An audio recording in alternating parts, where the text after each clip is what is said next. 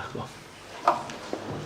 Prav srčno pozdravljeni, dobrodošli na prvo srečanje, jesensko srečanje pod Lipami, ki, torej nocojšnja vsebina spada v okvir socialnega tedna, ki poteka v teh dneh v celi Sloveniji, letos pod naslovom Slovenija moja država. Mi imamo v gosteh gospo Patricijo Šulin, ki jo v naši sredi srčno pozdravljamo, evo, gospod poslanko. Najlepša hvala, da ste se odzvali našemu vabilu. Nocojšnji večer bo vodil, oziroma z vami se bo pogovarjal Julijan Čaubek, zato mu predajamo besedo.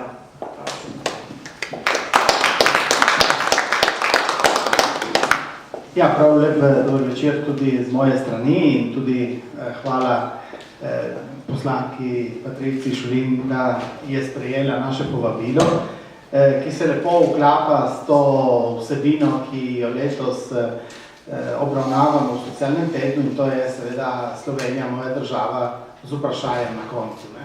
Ker mislim, da je tudi to ena taka zanimivo vprašanje, da se vprašamo o tem, kaj nam pomeni naša država. Sicer tukaj smo v zamejstvu, v slovenskem zamejstvu, živimo v Italiji, ampak za nas Slovenija je bila zmeraj matična država, prej in danes, ko živi v svoji samostojni državi. In tudi za nas je to vprašanje pomembno, tudi zato, ker vse naše organizacije, naša društva, naša ustanova živijo in delujejo tudi s tem, da jih Slovenija podpira finančno in tudi drugače. Kot Slovenci, kot slovenska manjšina, smo pa tudi del Evropske unije. Slovenija je takoj po osamosvojitvi tako rekordno osvajala te etape vključevanja v razne evropske inštitucije in tudi ta je ena naša domovina, bi lahko rekli, ne Evropa. Slovenci smo bili zgodovinsko v Evropi doma, smo v osrčju Evrope tukaj in tako je tudi danes bomo radi poslušali, kako se vidi Slovenijo iz evropske perspektive. Če lahko samo na kratko, predno predam besedo poslanki Šulinovi, samo na kratko povem njen življenjepis. Ste Novogoričanka, tukaj doma v bistvu, tukaj ste tudi zaključila srednjo šolo in potem dokončala fakulteto za organizacijske vede v Kranju in v Mariboru, je prav. Na to ste imela neke izkušnje v podjetjih, postala višja davčna inšpektorica Ministrstva za finance, na to ste začeli politično pot, najprej v občinskem svetu v Novi Gorici, v letih 2010-2014, eno leto ste bila poslanka v državnem zboru in 2014 ste bila izvoljena v Evropski parlament. Tudi v tem smislu zelo pestra in bogata karijera, spremljamo vas tudi po vseh socialnih omrežjih, Facebook, Twitter, poslanci v Evropi ste zelo dejavni tudi na tem področju. Tako da, jaz bi vam predal besedo. Večer bo potekal na tak način, da bo najprej poslanka predstavila en slajde o delu v Evropskem parlamentu. Na to bomo se nakratko pogovorili in na koncu bo še možnost za kakšno vprašanje iz publike. Voščim lepo poslušanje in seveda vas vabim, da potem se udeležite pogovora. Hvala lepa. Ja, Julijan, najprej prisrčna hvala za povabilo, tudi krožku Anton Gregorič, lepa hvala, da sem lahko danes med vami.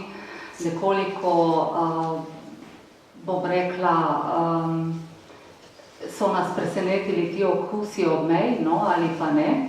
Bomo to naše druženje nadaljevali tudi v tako imenovani slovenski vasi, potem po okrogli mizi. Jaz bom nakratko predstavila moje delo Evropskega parlamenta. Mogoče, če dovolite, samo kratek poudarek. Ja, sem Goričanka, ampak tako bom povedala. Sem Trnovka, sem Goričanka, sem Primorka, sem Slovenka in sem Evropejka. Tako gre to po vrstnem redu. Ne? Včasih pozabimo povedati, da smo Evropejci, ne? Vendar to nam mora biti nekako v ponos. Mogoče kakšni drugi priliki ali pa kje drugje, ko potujem po Sloveniji, predstavim Evropski parlament, Evropsko unijo in moje delovanje nekoliko bolj podrobno, vendar tukaj le med vami, ki živite v Italiji, ste verjetno bolje seznanjeni s samim delovanjem Evropske unije, Evropskega parlamenta. Slovenija je članica Evropske unije, kot vemo, od 1. maja 2004, torej dobrih 12 let. Italija pa je med ustanoviteljicami Evropske unije, se pravi je njena članica od 1. januarja leta 1958, tako da bo Italija čez 2 leti praznovala 60 let vstopa v Evropsko unijo, oziroma takrat se je to imenovalo Evropsko gospodarstvo.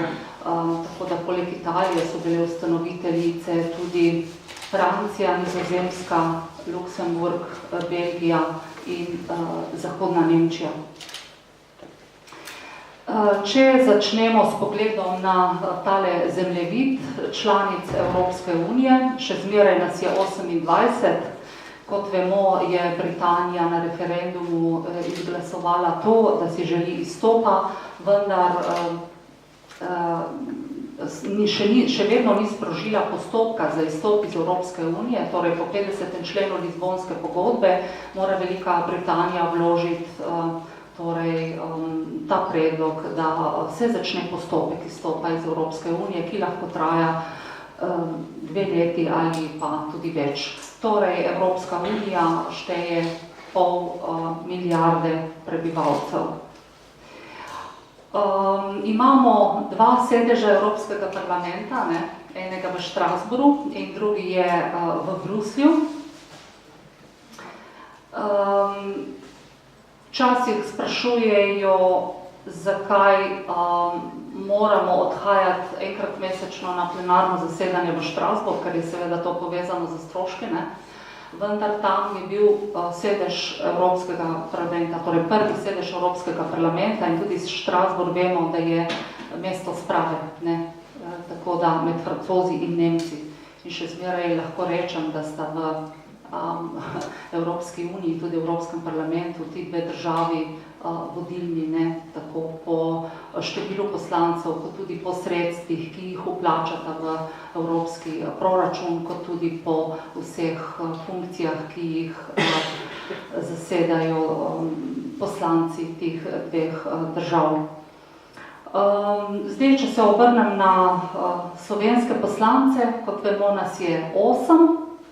V Evropski ljudski stranki nas je 5, poleg mene še dr. Milan Zvir, ki je tudi vodja delegacije Evropske ljudske stranke, Romana Tomc, Franc Bogovič in Lojze Peterle, Tanja Fajon je med socialisti, Ivo Vajgl je pri Alde in Igor Šoltes pri Zelenih.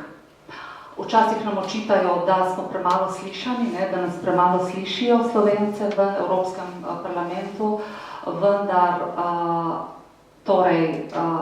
oglasimo se lahko enkrat, denimo, ne, nas je 8, italijanskih poslancev je 76, italijanskih poslancev je 73, se opravičujem, Nemcev je 96.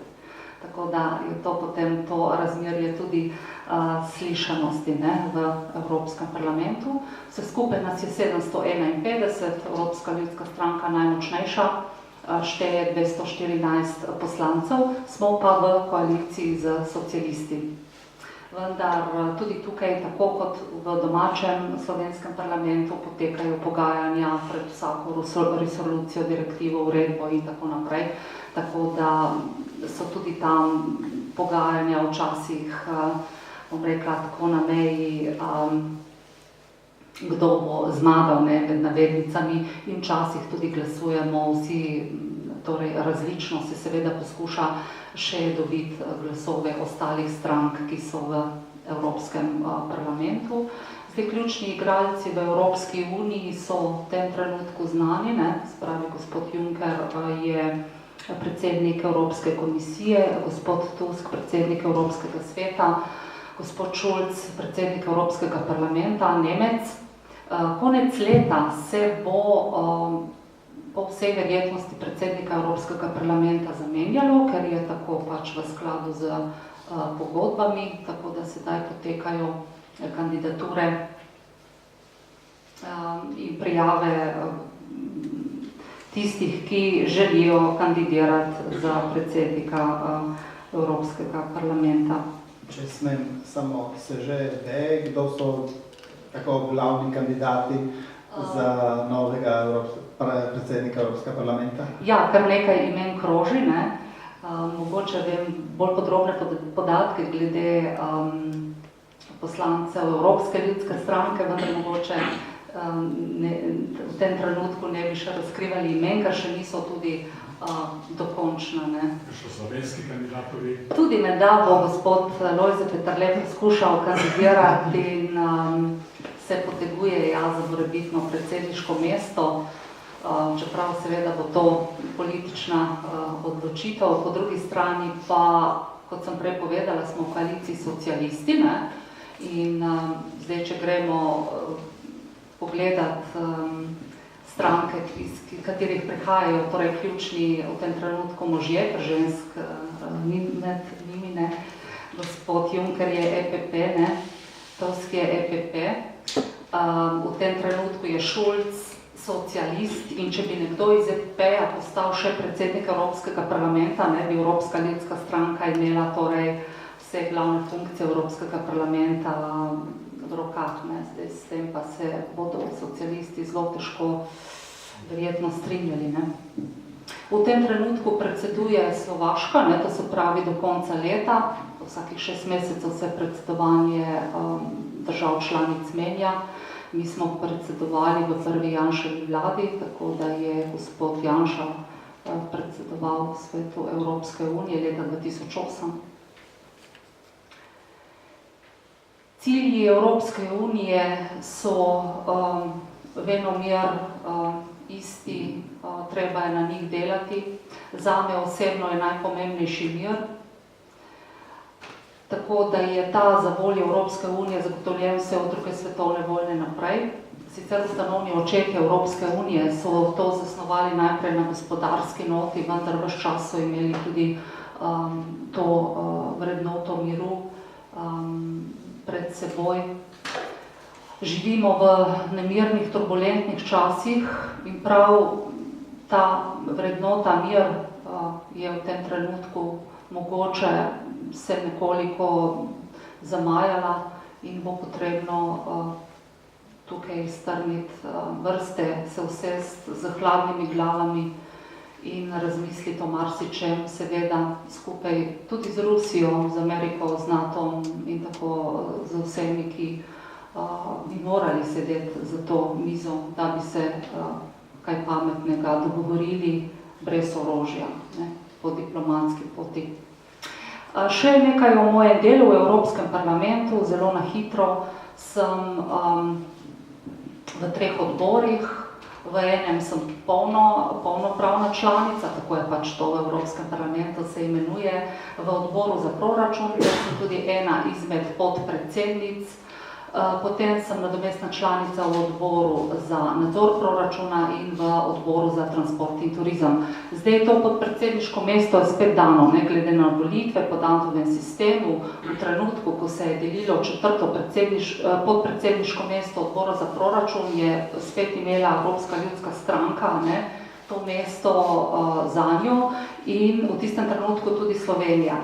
Če mene ne bi bilo v tem proračunu, v tem odboru za proračun, ne, ali kakšnega drugega Slovenca, ne, iz EPP-ja, ne, da se razumemo, bi to mesto podpredsednika menda dobila Slovaška. Nekako tako je to šlo in po istem sistemu je tudi gospod Igor Šoltes eden izmed podpredsednikov odbora za nadzor proračuna. Sem še v delegacijah za Albanijo, za Mercosur in še za euro-latinsko-ameriški tudi parlamentarni skupščini. Zdaj proračun za leto 2016 je težak 155 milijard evrov na obveznostih, za plačila zmeraj manj denarja, zato se tudi s temi, bom rekla, plačili nekoliko zamuja, pa tudi sicer zaradi tega, ker je 2008 pričela gospodarska kriza in so se projekti zaustavili in so bila potem ta plačila, so se tudi plačila zamaknila. Proračun pokriva vse glavne postavke, torej od šolstva, kmetijstva, raziskav, inovacij, digitalizacije, torej skratka vse, kar lahko tam najdemo. Zdaj, včasih vprašajo, kaj ima Slovenija, od tega, da je v Evropski uniji. Torej, najpomembneje je to, da imamo mir v Evropski uniji, seveda zmeraj pa je denar tisti, ki nam omogoča boljše ali pa slabše življenje. Slovenija je, kot veste, še zmeraj neto prejemnica denarja iz Evropske unije, to pa ne pomeni, da nič ne vplačuje, tako da za leto 2016 bo Slovenija vplačala približno 440 milijonov evrov, iz njega bo pa dobila nekaj več kot milijardo evrov.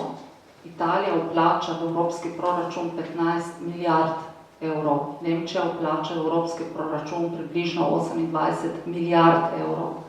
Seveda to gre na velikost bruto domačega proizvoda, davka na dodano vrednost, carine, trošarine in tako naprej, ki odpadajo na vsako državo članico.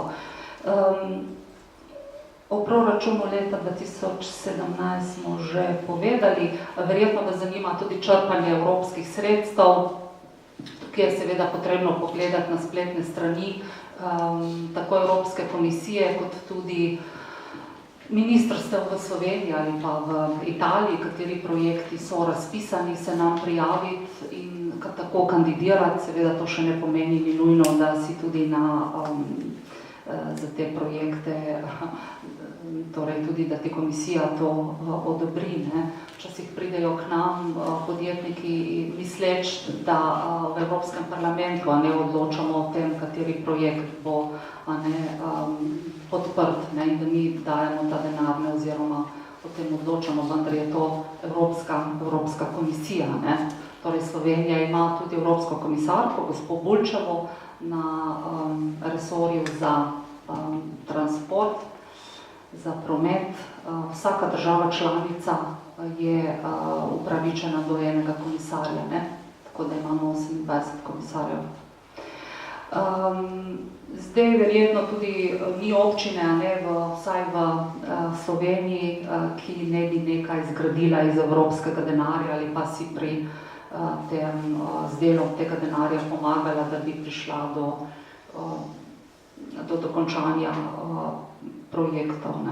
Pri nas imamo Golejo kot goriško lokalno energetsko agencijo, ki je kandidirala na projektu težkemu 401.000 evrov in tako naprej. Dobila je skoraj 200.000 evropskih sredstev glede obnovljivih virov energije. Potem imamo učni center Brje v Ajdovščini, dom za zaščito in reševanje in heliport v Bovcu. To je bil težak projekt 1,3 milijone evrov in kar 85% so Bovčani dobili za ta projekt. V goriški regiji poznate tudi vi verjetno to Smaragdno pot, ki se je vzpostavila, torej približno polovico sredstev od 421 milijonov je prišlo iz Evrope. Promoviramo tudi kulturno dediščino, zanimivi so pa tudi ti in uporabni skladi v Evropski uniji. Če opišem samo dva, Evropski solidarnostni sklad, to je sklad v primeru naravnih nesreč, Slovenija je prejela iz njega 18 milijonov 400 tisoč evrov, takrat, ko se je zgodil ta žledolom, če se spomnite, na Postojnskem, na Celjskem in še v drugih delih države.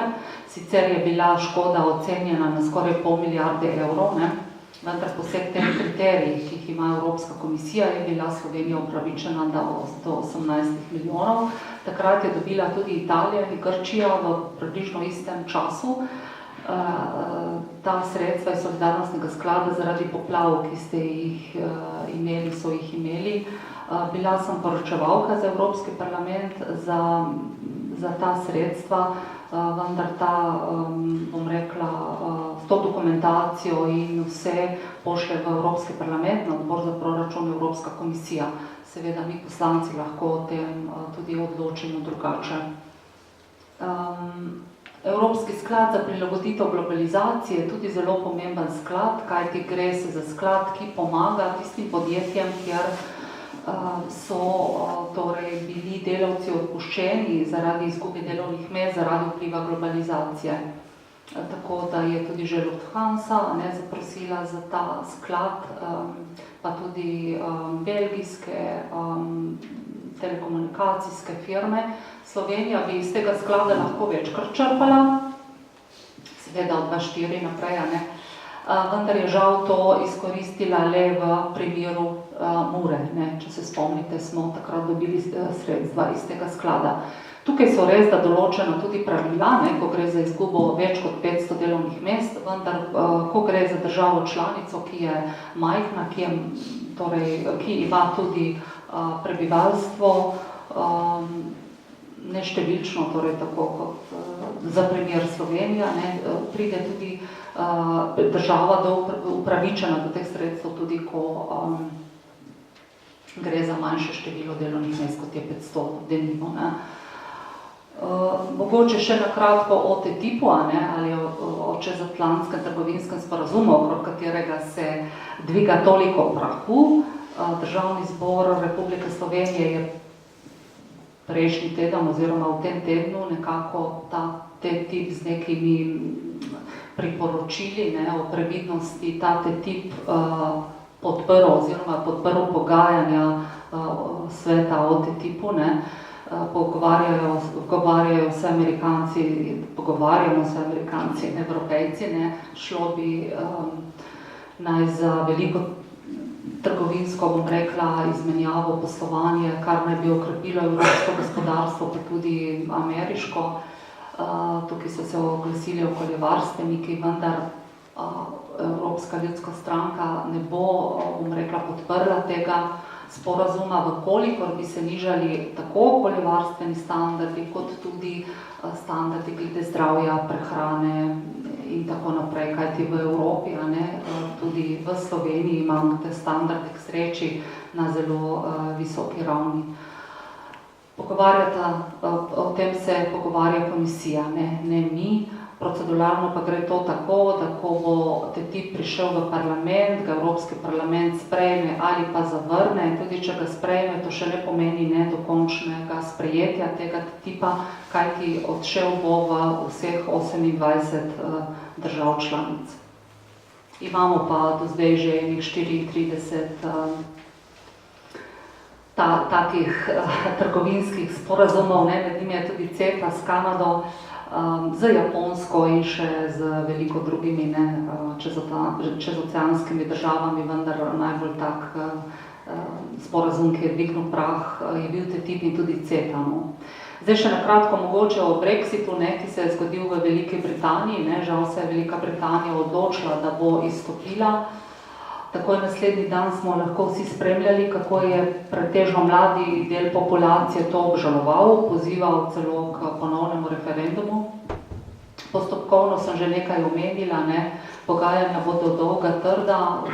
Evropski parlament poziva Britanijo, da čim prej vloži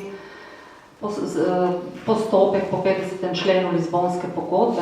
Zaenkrat tega še niso vložili, do takrat je Velika Britanija polnopravna članica.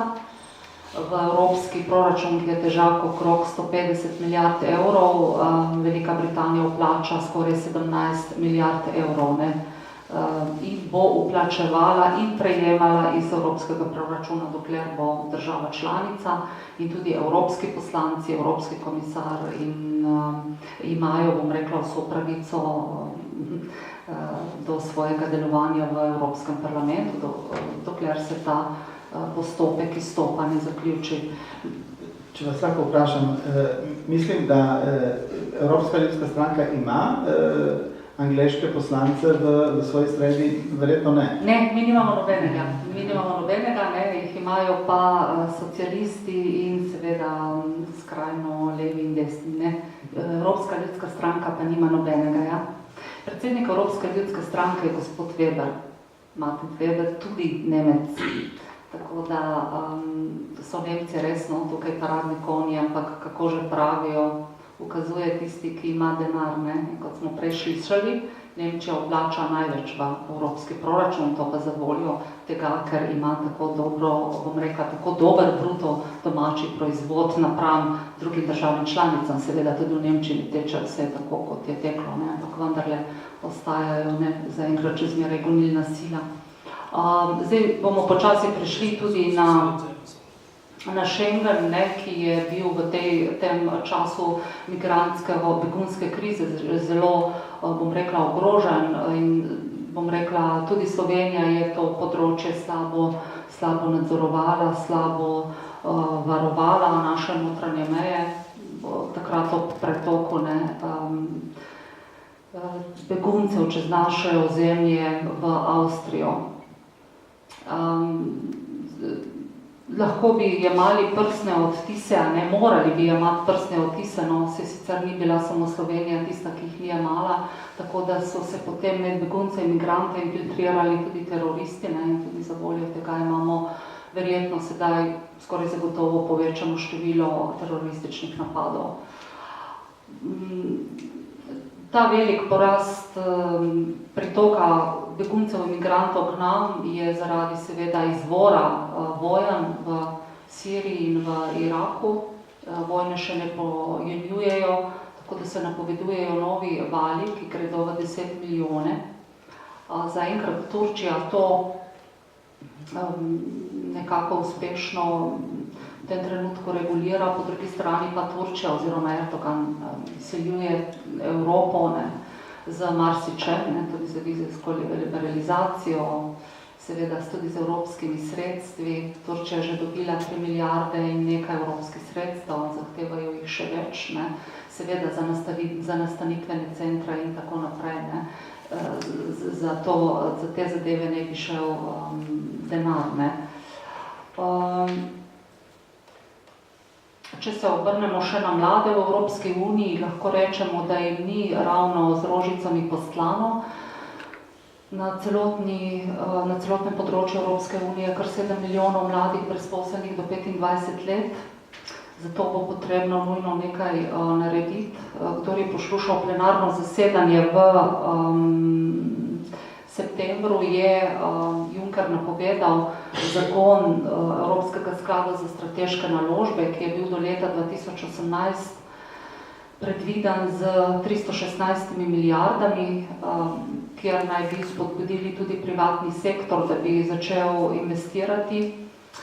Do leta 2020 bi ga povečali na 500 milijard, do leta 2022 pa na 630 milijard evrov, šlo pa ni bil glavnem za poroštva, za ugodnejše kredite.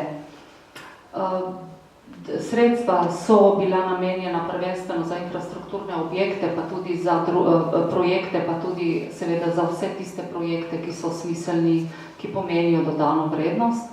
Slovenija žal v tem prvem paketu sredstev za infrastrukturo ni izkoristila, ne? Poznamo ta nesrečen primer drugega tira, ko Slovenija ni izpolnila vseh razpisnih pogojev komisije, da bi prišla do teh sredstev, je pa izkoristila ta drugi del poroštev iz tega Evropskega sklada v višini 187 milijonov evrov za mala in srednja podjetja. To seveda prenaša tudi določeno rast v gospodarstvu, nova delovna mesta, vendar delovna mesta morajo biti tudi kvalitetna in tudi taka, da mladi bodo videli nek smisel torej svojega delovanja.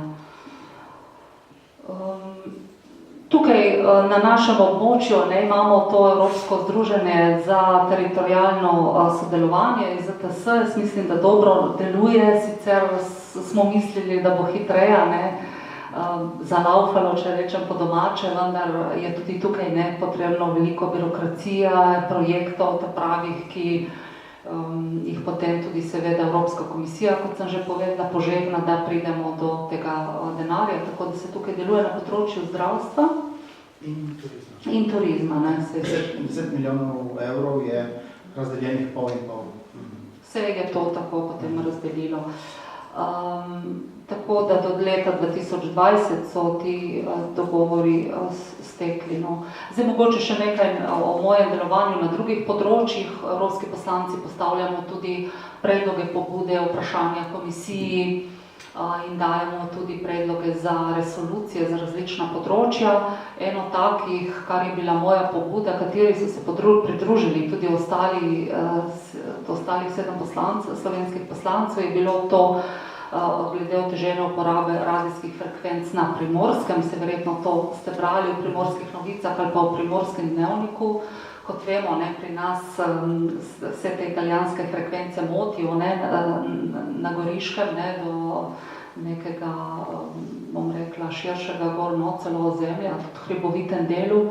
V bistvu italijanska država krši ta pravila, ta sporazum, tako da bo zdaj tudi komisija poskušala to urediti, oziroma bo menda tudi Slovenija tožila državo za to, ker krši ta pravila glede radijskih frekvenc in ker gre za te motnje.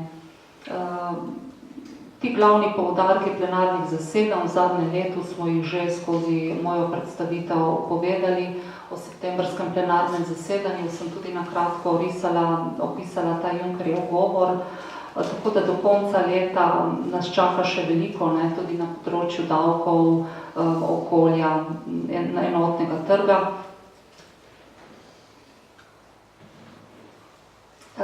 Se pa veliko ukvarjamo tudi z temeljnimi pravicami v Evropski uniji, venomer opozarjamo na kršitev človekovih pravic.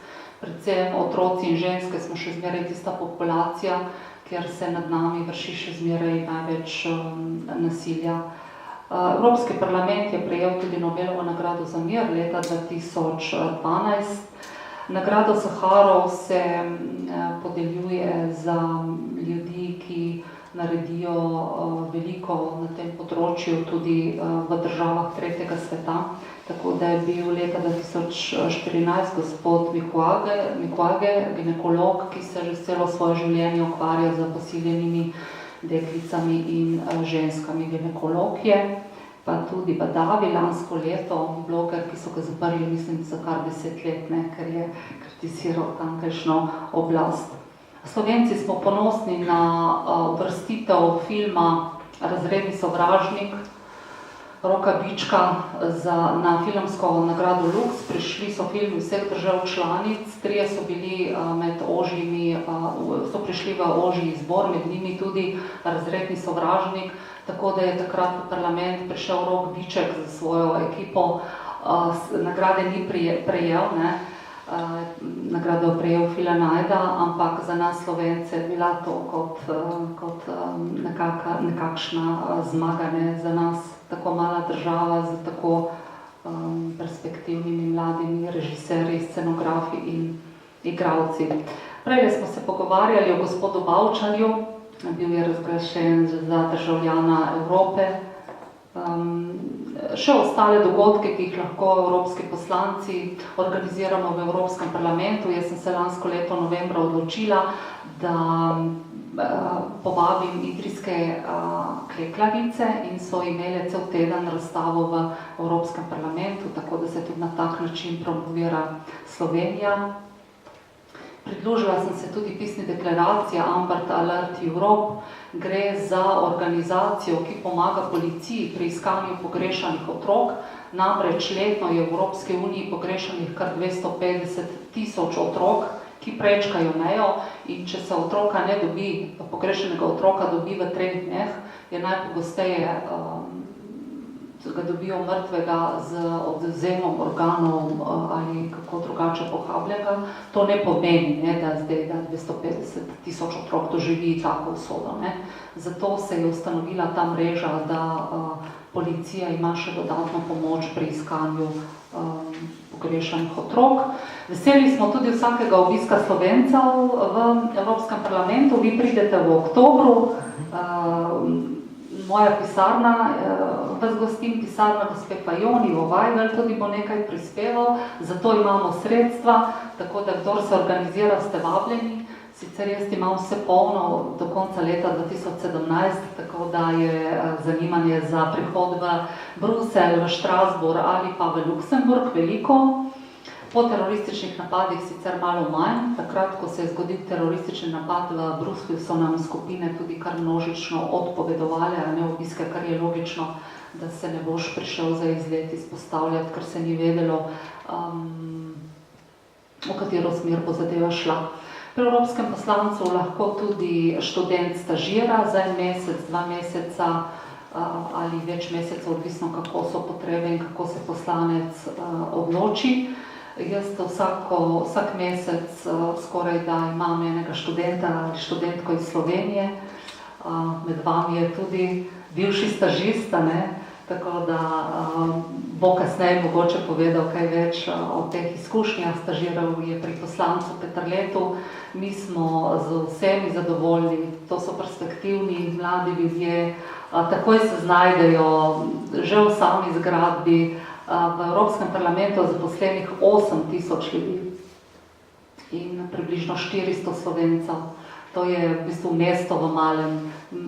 Skoraj da nam ni potrebno oditi ven, ker imamo vse notrne, od zdravnika do menze, pošte, frizerja, skratka zgradba, ki nudi vse, zato pa tudi pridemo nekako ob 9 zjutraj in odidemo najpogosteje tam okrog 9-10 zvečer domov, tako da to naše delo traja 12-14 ur. V Štrasburgu celo več, tudi do 1 ponoči, trajajo plenarna zasedanja, tako da je to delo kar naporno. Vendar mladi dobijo pri nas en tak širši pogled delovanja Evropskega parlamenta, tudi mogoče nekateri so prvič od doma tako daleč, tudi to povedo. Vsi bi radi ostali v Evropskem parlamentu oziroma si intenzivno iščejo delo, da bi ga dobili v kakšni od institucij. Institucije vsak mesec oziroma še pogosteje razpisujejo prosta delovna mesta za mlade perspektivne izobražence. Je pa potrebno vedeti, da se na en razpis prijavi tudi 16.000 mladih, ker se imajo pravico prijaviti vsi državljani članic Evropske unije. Vendar, kot sem povedala, je nekje 400 Slovencev zaposlenih v vseh teh institucijah, ker jim morajo tudi institucije nekako pogledati kvote, ki pripadajo državi članici glede zaposlitev, tako da tudi to je nekako tako urejeno. Aktivnosti v Sloveniji so podobne današnjim, tako da imam veliko okroglih miz, srečanje z volilci, odhajam na prireditve, tudi danes bomo odšli v slovensko vas na Gosti di Frontera, tako da to so pa moji kontaktni podatki. Sicer vas zunaj v predvirju čaka tudi publikacija, ki si jo lahko vzamete, par blokcev, Demokracija, vse brezplačno, tako da kdor si želi potem vzeti ali pa kaj odnesti domov, tudi še za družinske člane lahko vzame tudi več izvodov. Tako je nakratko o tem, tako da sem pa zdaj na voljo za kakšno vprašanje. Torej, najlepša hvala. Sicer Evropski parlament, delovanje v Evropskem parlamentu je zelo široko in je tudi verjamem, da je težko sintetizirati vse v tako malem kratkem času. Tudi vaša predstavitev bi bila lahko izhodiščna točka za marsikatero vprašanje, zanimivo na raznih področjih. se mi zdi pa prav, da zdaj posvetim tam nekaj vprašanj, ki so vezane malo na temo, ki karakterizira socialni teden v tem času. Kot prvo vprašanje bi vas vprašal, glede na to, da je ta Slovenija moja država, v to vprašanje, kako vidite vi Slovenijo, recimo v tistem času, ki je bil od samosvojitve do vstopa v Evropsko unijo in potem, ko je Slovenija postala članica Evropske unije, kako vidite, da so se stvari spremenile, oziroma kakšne so bile družbene spremembe, ki je Evropa pomagala za to, da je Slovenija danes recimo zrasla, ker dobro, kriza je, gospodarska kriza je, sicer ni samo v Sloveniji, tudi v Italiji, tudi v Nemčiji in tako, ampak vseeno, vsaj po mojem prepričanju, Evropa je za nas nek temelj, čeprav v kakšnih trenutkih izgleda, da to ni. In še posebno tukaj v naših krajih moramo biti na to nekako ponosni, ker vstop Slovenije v Evropsko unijo se je zgodil tukaj v Gorici, mislim, na meji med Gorico in Novo Gorico, na tem trgu, ki nosi ime po tem trenutku. Tukaj ste bila Romano Prodi, takrat je bil predsednik Evropske komisije in takratni predsednik Anton Rop. Kako vidite vi ta prehod od osamosvojitve do vstopa in potem? Ja, kompleksno vprašanje. Se v bistvu v tem času tudi se je veliko o tem govorilo, kajti praznovali smo 25. letnico samosvojitve. Ja, Slovenija je, mislim, da naredila pomemben korak z vstopom v Evropsko unijo. Nekaj smo rekli že prej o tem. Drugače pa, kar se tiče družbenih sprememb, je na tem področju še veliko dela. Tudi družbene spremembe ne potekajo tako hitro, kot potekajo lahko gospodarske, ki jih lahko spodbudiš z denarjem. Pri družbenih spremembah gre za kompleksnejšo zadevo. Nenazadnje moramo opraviti tudi spravo v naši državi, od katere zgleda, da smo še kar odmaknjeni, oziroma bodo to zgodovinarji bolje vedeli. Nekaj sicer se premika v to smer, da bomo mogoče naše mrtve, ki so pobiti po jamah, dostojno pokopali, pa tudi ne vem, če je zmeraj izbran pravi način tudi obeležitve potem grobov teh umrlih. Ja, skratka, velike rane, ki se še niso zacelile in ki jih tudi ne znamo ali pa nočemo zdraviti. Resolucija o totalitarizmu, ki je bila v Evropskem parlamentu sprejeta leta 2009, bi potem morala biti sprejeta v vseh nacionalnih parlamentih. V slovenskem žal še ni bila sprejeta. Slovenska demokratska stranka je dvakrat vložila ta predlog, vendar jo je leva opcija vedno zavrnila. Tako da še zmeraj pogrebamo te, bom rekla, totalitarne zadeve, ki bi ne smele več obstajati, če se samo ozrem na kakšno proslavo, tudi državno, ker se pojavijo zastave bivše republike, je to za marsikaterega Evropejca, ki iz države, kjer je, bom rekla, demokracija prisotna, mogoče tudi stoletja, nerazumljivo. Imate lastno državo, mahate z zastavo neke druge države, celo propadle države. Res, da smo bili enkrat en del tega, vendar to, kar se je nas zgodilo, da smo dobili lastno državo, tako majhen narod, je menda sen vsakega naroda. In tudi na tej točki je potrebno še vedno delati, vedno znova osveščati ljudi Tudi sam se moraš včasih vprašati, a ob državnih praznikih, denimo, kot sta 25. junij in 26. december, razobesimo slovensko zastavo, ne? A jo? Vsi. Ne? To so tisti, bom rekla, začetki, s katerim tudi vzgajamo mlade, ne? Tudi otroke, ne? Tudi ta naša državljanska vzgoja in razlaga o tem, kaj to pomeni. Mora priti najprej od doma, ne? Seveda tudi v šolstvu, vendar tam je tudi marsikaj narobe in je potrebno marsikaj postoriti. Vendar vsi izhajamo iz družine, ne? In tam je potrebno najprej začeti, tako da zmeraj se izgovarjati na nekoga drugega tudi ni najbolj pravilno, ne? Zmeraj. Tako kot otroka naučimo doma pozdravljati, ne? Ko pa ne pozdravlja, se sklicujemo, da je za to kriv vrtec ali pa šola, ne? Ampak ni zmeraj tako, ne?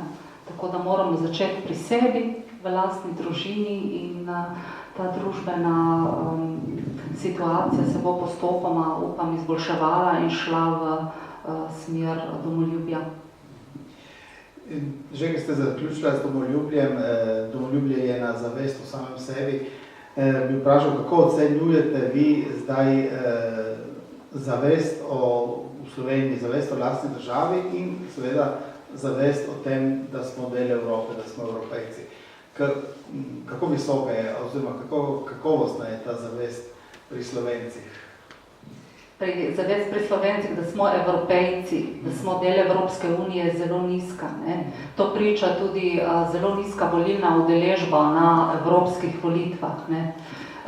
Mislim, da sem že povedala, da ko odhajam v različne dele Slovenije po terenu na takšne okrogle mize ali na kakšne druge prireditve, opažam, da v Evropski uniji zelo malo naši državljani vedo, ne?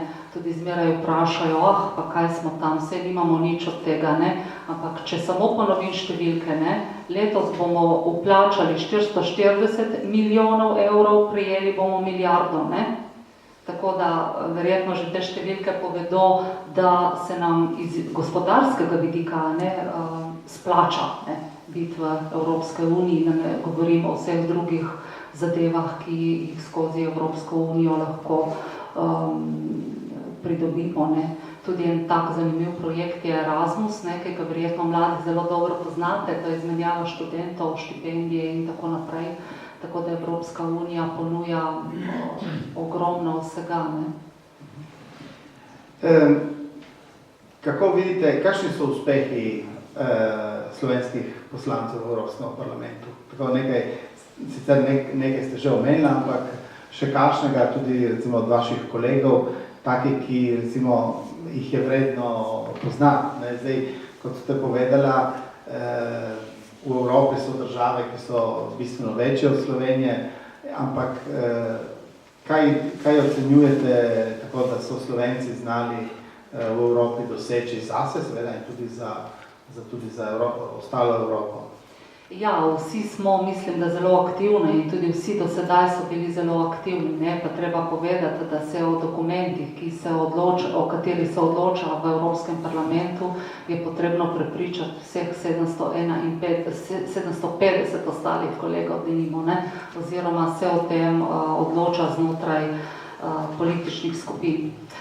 Če omenim zdajšnje delovanje tega sestava, ne, ki je nekaj več kot dvoletno, se pravi s 1.7. smo bili prisotni 2 leti v Evropskem parlamentu.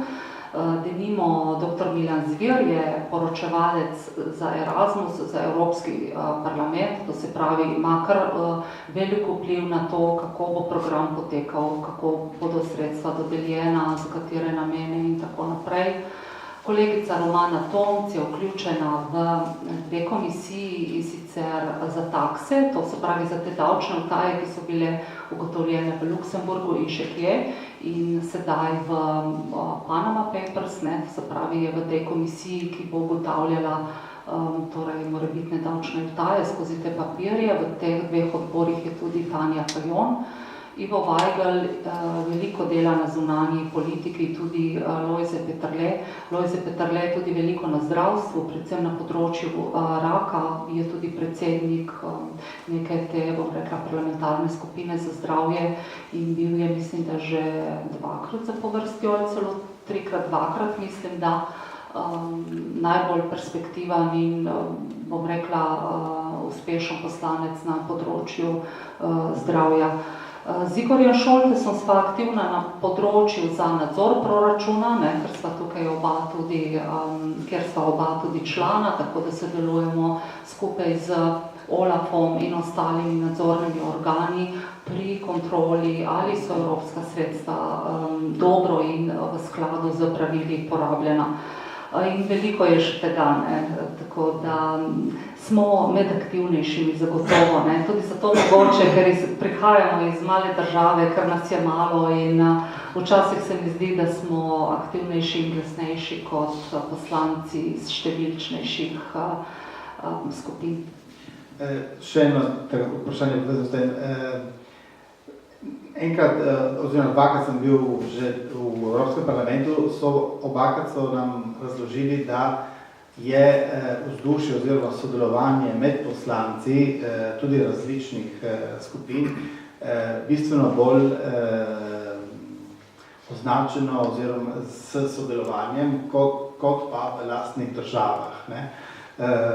Sicer so nam to povedali Italijani, drži tudi to za Slovenijo?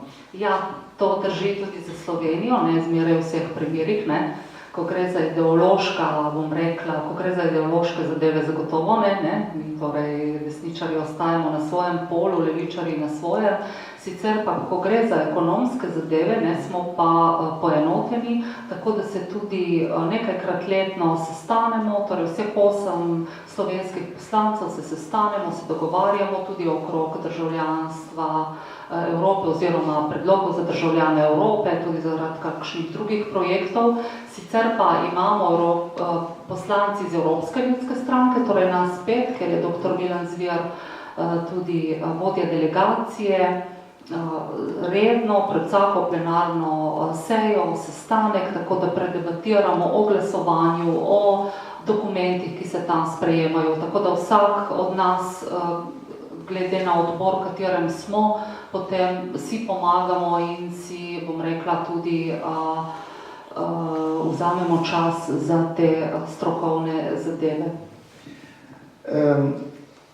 Zdaj smo spregovorili o teh pozitivnih točkah, katere so pa kritičnosti, če so, med Slovenijo in Evropsko unijo oziroma Evropskim parlamentom. Je kakšno tako področje, pa kakšen tak dogodek, na katerem so, recimo, kakšna iskrica? Ja, verjetno imate v mislih, ko je predsednik države povabil, oziroma tudi predsednik vlade, Vladimira Putina, v Slovenijo, to zagotovo na Slovenijo ni pustilo nekega lepega pečata, oziroma je marsikdo zastrigal za ušesi. Nekajkrat smo bili strani Evropske komisije okrcanja, da prepočasi zmanjšujemo ta naš primanjkljaj, oziroma se preveč zadolžujemo, tako da so okrcali naš nacionalni proračun. Jaz sama sem tudi, pa tudi dr. Zver postavila vprašanje Evropske komisije, ali bi lahko pomagala pri sprejetju te resolucije o totalitarizmih, oziroma pri spravi, vendar seveda ostaja ta naloga za nas same, da opravimo doma. Zdaj bi imel še par vprašanj, ki so vezane na naš krajevni prostor. Tako bi vas vprašal, kako naš prostor čezmejni, ali vsaj novogoriški, kako je dovzeten za te možnosti oziroma priložnosti, ki nam jih Evropa daje. Je dovolj vključen, so še možnosti za večje črpanje teh sredstev, recimo, skratka, kako mi izkoriščamo, da smo državljani Evrope? Ja, priložnosti je zmeraj dovolj, če jih znaš poiskati, znaš izkoristiti, če znaš projekt pripraviti tako, ne, da tega Evropska komisija tudi odobri. Je pa tudi nekaj sredstev razpisanih prav za čezmejno sodelovanje, tako da tukaj smo delovali, ne, tudi oba prostora, je kar nekaj teh projektov, ki jih verjetno ni potrebno posebej predstavljati. Jaz sama mogoče vidim še možnost v boljšem turističnem sodelovanju, povezovanju na tem področju, lahko še vedno veliko naredimo. Zadnjič sem bila na Radiu Robin in so me spraševali, kaj bi bilo dobro za goriški prostor, da bi privabil več turistov, denimo, kot so to naredili Celjani, ko so odprli menda fontano piva, ne? In zdaj v Celje ali v Laško drvijo turisti, ne, iz vseh držav članic, ne. Ne vem, mogoče na te obljubljene terme, ne, v Goriških brdih, ali pa morda, če ostanem lokalno zvesta, mogoče bi našo ledeno jamo v Trnovskem gozdu, Paradano, ne, nekoliko razširili, odprli, pripravili tako, da bi bil možen množični obisk, kajti iz te naše Trnovske ledene jame, ne, so z vozovi prepeljali let v Trst na ladje in od tam menda celo do Egipta, ne. Tako da zgodbo imamo, anekdoto imamo, Italijani znajo to zelo dobro izkoristiti, ne. Menda je, ženske, da se ne bomo razjokali, ampak menda je zgodba Romeo in Julija v Veneciji izmišljena, v Veroni izmišljena. Tako pravijo, malo za šalo, malo za res, ne. Želim samo povedati, da potrebuješ zgodbo. Imamo pa v Sloveniji veliko priložnosti, zagotovo neizkoriščenih, ampak nekako ne znamo oziroma verjetno tudi nismo za nek množični turizem, kar je tudi prav, kajti turist ti prinese denar, vendar ko gre za množični turizem, tudi verjetno veliko ostalih problemov. In se, ne vem, če imate podatek, koliko, recimo, zdaj ne bomo šli prav za cent, ampak vi veste, koliko evropskih sredstev prihaja v naš prostor, se vtegne dobiti te številke?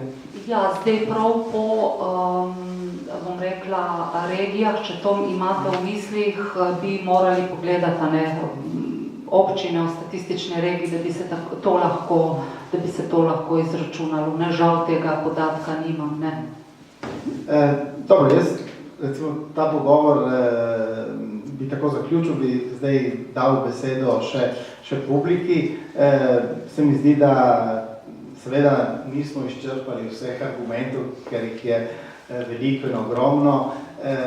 Tudi sedaj ta kriza, ki jo ima Evropa glede svoje identitete in vsak dan skoraj spremljamo, ne, tudi tega problema togosti, ki jo zagovarja Nemčija, medtem ko jo te bolj južne države zelo sovražijo.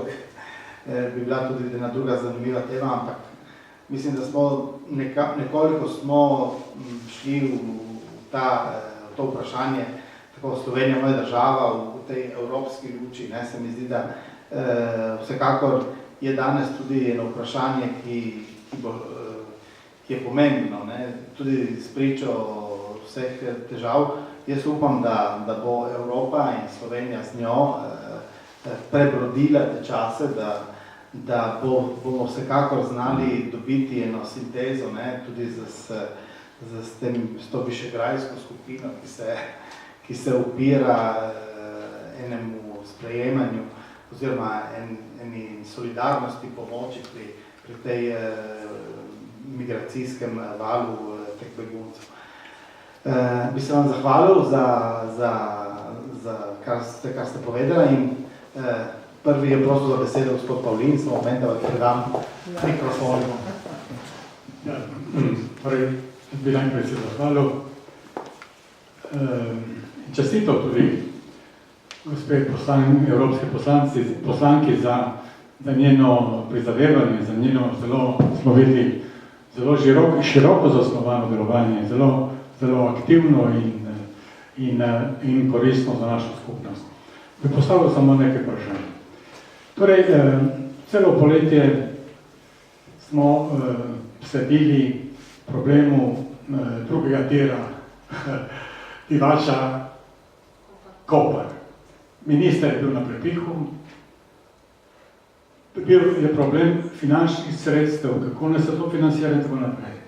Ali je mogoče, da Slovenija, ki ima komisarja za to področje, ne, da ni uspela pridobiti enega evra za ta projekt, ki izgleda, da je to najpomembnejši problem torej v Sloveniji. To je eno vprašanje. Drugo, vi ste prej pokazala vrednote oziroma dejavnosti Evropske unije, mir na vrhu, solidarnost med temi, ne, na koncu. Mislim, da v miru bi lahko govorili, ampak mislim, solidarnost. Jaz mislim, da danes solidarnosti v Evropske uniji ni. Kajti, če pogledamo problem begunstva, evropske države se zapirajo, postavijo mreže, postavijo zapreke, to ni solidarnost. To je nasprotno od solidarnosti. Torej, to mislim, da to gotovo gre v nasprotno smer od solidarnosti. Tretjo, meni se zdi, da Evropo vodita dve državi, ne? Nemčija in Francija. Ne? In tako se tudi se izkazalo že v praznih prilikah. Včasih se priključi Italija, ampak pole. Tako, bolj. Torej, to so samo nekaj vprašanj glede te evropske skupnosti.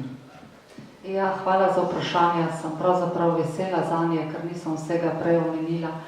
Ja, glede drugega tira. Ja, zgodilo se je ravno to. Imamo slovensko komisarko za promet in Slovenija ni dobila evropskih sredstev za drugi tir.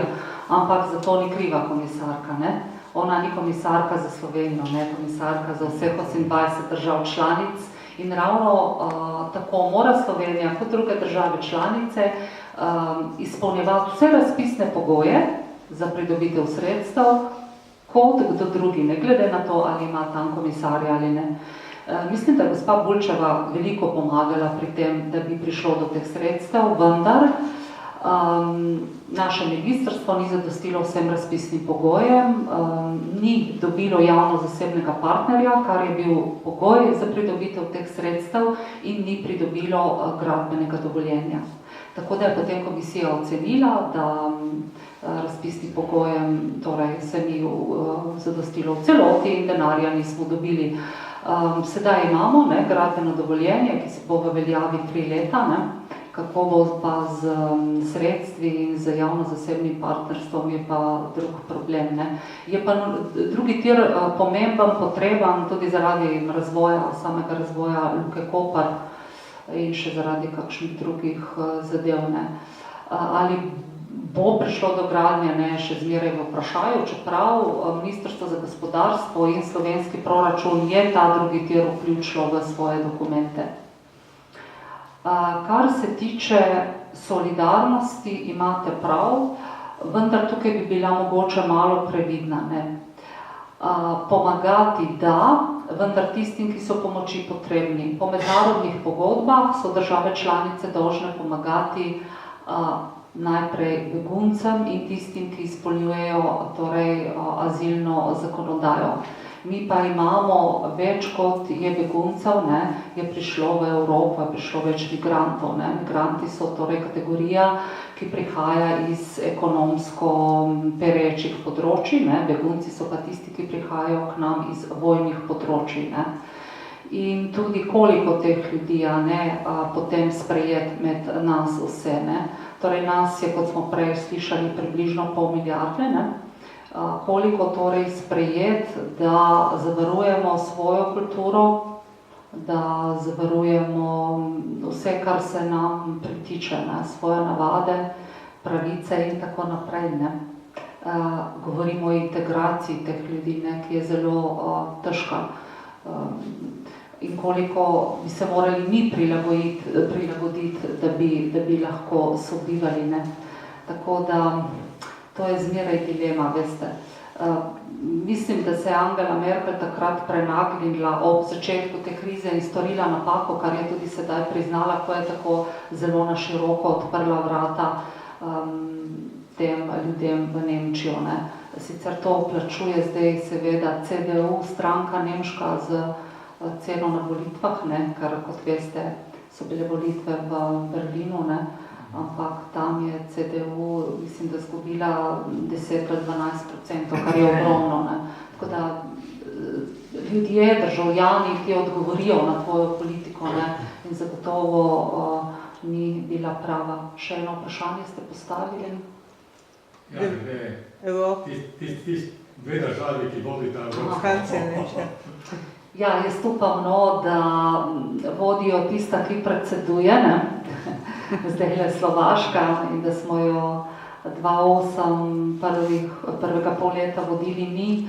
Sicer pa ja, ekonomsko najmočnejši tudi sicer sta ti dve državi. Ne? Kot sem povedala, Nemčija vplača 28 milijard, Francija vplača 17 milijard, ne? Slovenija vplača 440 milijonov, Italija vplača približno 15 milijard. Ne? Gre se pa seveda tudi še zmeraj za ta, bom rekla, spravni trenutek, ki se je zgodil v Strasbourgu, Nemčija in Francija. Ne? Zato vidite zmeraj Merklovo in Hollanda, ne, kako se rokujeta. Ne? To ni kar tako zato, da gledamo te slike. Ne? To ima ta pomen, ne? Tega spravnega. Samo eno kratko. Ali mogoče, da Slovenija reši glede tisti, ki prosijo za azil, mislim tisti, ki imajo vse pogoje za azil, ki prihajajo iz Libije, ki prihajajo iz drugih držav, ker se vojna, rešuje en problem na mesec. Problem enega begunca na mesec. S takim ritmom bo šli naprej 30 let, da bo rešili. Ja, jaz mislim, da nekaj teh azilantov, ki izpolnjujejo vse te pogoje, smo tudi zadržali tukaj, nekaj jih imamo tudi v Novi Gorici. Ne. Sicer pa jaz mislim, da moraš socialno najprej reševati svoje prebivalstvo, ne. Tudi državljani Republike Slovenije ne, so taki, ki so potrebni socialne pomoči. Ne. Seveda, po mednarodni pogodbi, kot sem pa prej omenila, smo države članice dolžne ne, zadržati vse tiste, ki praviloma zaprosijo za azil in se pravilno obrnejo na tisto državo, v kateri želijo dobiti to mednarodno zaščito. Ne. Je pa reševanje teh vlog verjetno res prepočasno, ne, to imate prav. Ne. Še kakšno vprašanje? Še bi jaz vprašala, koliko je sodelovanja med slovenskimi evropskimi poslanci in slovensko vlado? Koliko je sodelovanja? Hvala za vprašanje.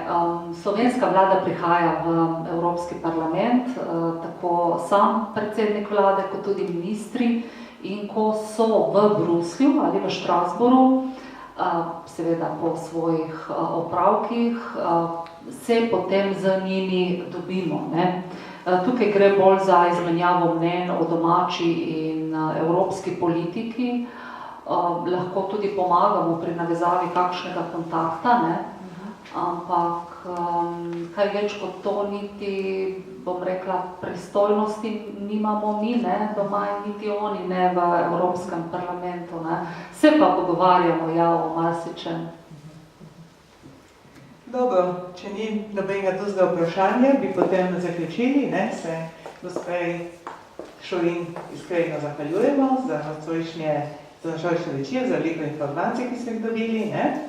In seveda bomo napovedali tudi naslednje predavanje, naslednje srečanje potikami, ki sodi v ta sklop socialnega tedna. In sicer naslednje srečanje bo prihodnji torek in sicer bomo predstavili zbornik, ki je šel v 25-letnici slovenske države.